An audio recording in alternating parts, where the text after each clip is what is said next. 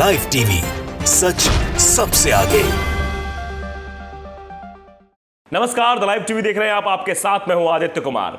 राजस्थान के बाद गुजरात, गुजरात के बाद मध्य प्रदेश और मध्य प्रदेश के बाद बिहार से भी एक तस्वीर आई है। वही तस्वीर है, सेम तस्वीर है जो हिंदूवादी संगठन राम का नाम लेकर उत्पाद मचाने की कोशिश करते हैं। वही तस्वीर अब आपको दिखाने जा रहे हैं। यह बिहार के मुजफ्फरपुर की तस्वीर है। मुजफ्फरपुर में एक मस्जिद है और हिंदूवादी संगठनों का जत्था उधर से गुजर रहा होता है। हाथ में तलवारें होती हैं, हाथ में भगवा झंडा होता है और उत्पात मचाना शुरू कर देते हैं लोग। और सामने अगर मस्जिद पड़ जाए या अगल बगल कहीं मस्जिद दिख जाए तो इनका उत्पात 4 गुना बढ़ जाता है। इनके अंदर उत्पात वाला जानवर जो है वो जागृत हो जाता है और उस मस्जिद पर चढ़कर ये उत्पात मचाना शुरू कर देते हैं। ये वीडियो आप देखिए, वीडियो आपकी स्क्रीन पर है। ये वीडियो मुजफ्फरपुर जिला का है, जहां देवरिया थाना के काजी मोहम्मदपुर गांव में मस्जिद पर भगवा झंडा लहरा रहे हैं दंगाई। लहराना तो ठीक था, हाथ में तलवार थी। उसके बाद आप वीडियो में देख रहे हैं कैसे एक शख्स चढ़ता है, मस्जिद पर चढ़ता है और मस्जिद के जो मीनार सामने छोटी वाली बनी होती है गेट पर जो है उस पर झंडा लगा रहा होता है। आप देखिए कि क्या उत्पात है। जरा आप वीडियो एम्बियंस के साथ भी देख लीजिए, उसके बाद हम आपको पूरी कहानी बताते हैं।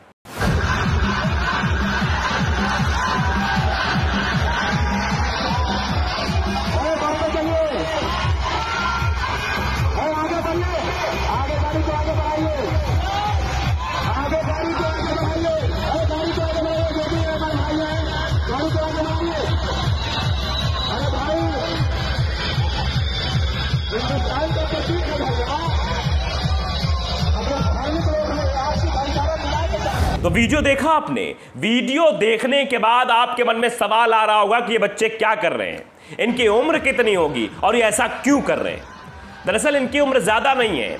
इनकी उम्र होगी या इंटर में पढ़ रहे होंगे या इंटर से आगे बीए फर्स्ट ईयर ग्रेजुएशन कर रहे होंगे। इससे ज्यादा इनकी उम्र नहीं दिख रही है। लेकिन ये जो कर रहे हैं वो एक अपराध है। और अपराध करने का हौसला इनको कहां से मिल रहा है? फर्जी हिंदुत्ववादी संगठनों द्वारा। इसीलिए तो चाहे वो राजस्थान की करौली की घटना हो, चाहे वो गुजरात की घटना हो, चाहे वो घटना हो मध्य प्रदेश के खरगोन जिले की, ये सब घटनाएं क्यों हो रही हैं? क्योंकि जब जब ये जत्था गुजरता है, जिनके हाथ में तलवार है, भगवा झंडा है, डीजे है, सारी व्यवस्था है, ये जब कहीं से मस्जिद के आसपास से गुजरता है तो वहां उत्पात मचाना ये लोग शुरू कर देते हैं।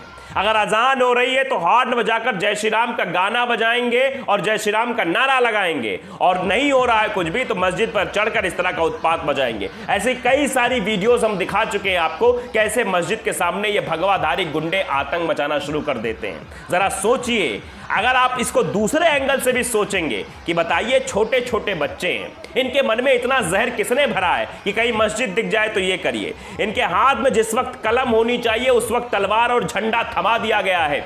ये अपना भविष्य तो बिगाड़ ही रहे, साथ ही साथ देश का भविष्य भी गर्त में ले जा रहे हैं। अपने आप में कई सारे सवाल हैं कि नफरती बीज बोने वाले इतने सक्रिय हो गए हैं कि अब बिहार से भी घटना निकलकर सामने आने लगी है। अभी तक बीजेपी शासित राज्यों में ये सब हो रहा था, अब जगह जगह ये होने लगा, ये उत्पात होने लगा है। इस पर बहुत सारे रिएक्शंस आए, बहुत सारे ट्वीट भी आए। वो सारे एक एक ट्वीट पढ़ के हम आपको बताएंगे और कैसे देश में नफरत लगातार फैलती चली जा रही है। एक चिंता का विषय अपने आप में बहुत बड़ा है कि आज हिंदू मुसलमान किस तरह से रह रहे हैं। पहले हिंदू के त्यौहार होते थे तो वहां मुसलमान पहुंचते थे, मुसलमान के त्यौहार में शरीक होते थे, हिंदू आपस में मिलजुल कर रहते थे। लेकिन आप बताइए, यहां तो सीधे सीधे उत्पात मचाया जा रहा है। रमजान चल रहा है, मतलब पाक महीना चल रहा है, ऊपर से नवरात्रि चल रही थी। दोनों समय में भी मिलजुल कर सबको रहना चाहिए, लेकिन यहां मिलजुल कर नहीं, यहां तो एक को परेशान करने की कोशिश भगवाधारी गुंडों द्वारा की जा रही है।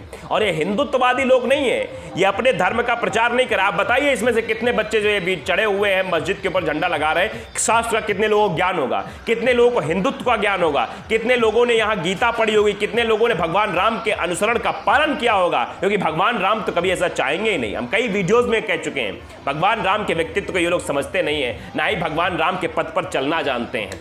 आप समझिए कि ये सिर्फ और सिर्फ उत्पादी लोग हैं, आतंकी लोग हैं। अब ट्वीट भी कई सारे आए हैं।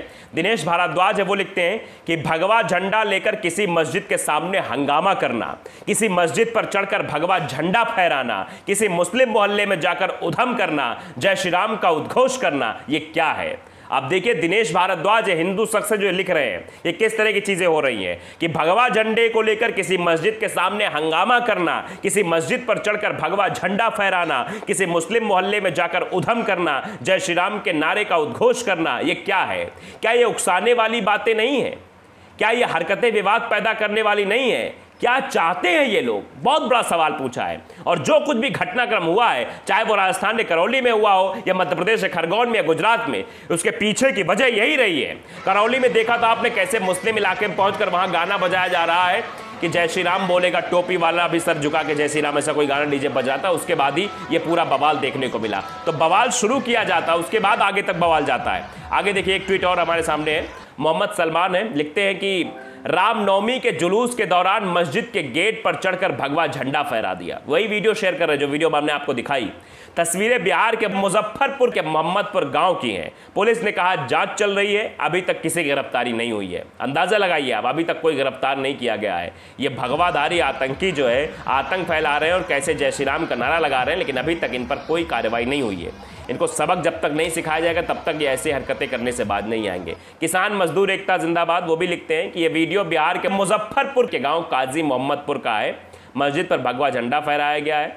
नीतीश कुमार को टैग करते हुए लिखा है कि इन गुंडों पर अब तक कोई कार्रवाई क्यों नहीं हुई। नीतीश कुमार जी इसका जवाब दीजिए। आप कहते हैं आपके यहाँ प्रशासन है, कहते हैं आप जो है सुशासन की सरकार है, तो बताइए बिहार में कैसा सुशासन है कि मस्जिद के ऊपर चढ़कर भगवाधारी गुंडे, भगवाधारी चिंटू चढ़कर जो है झंडा लगाते हो, जय श्री राम का नारा लगाते, तलवार लहराते हैं।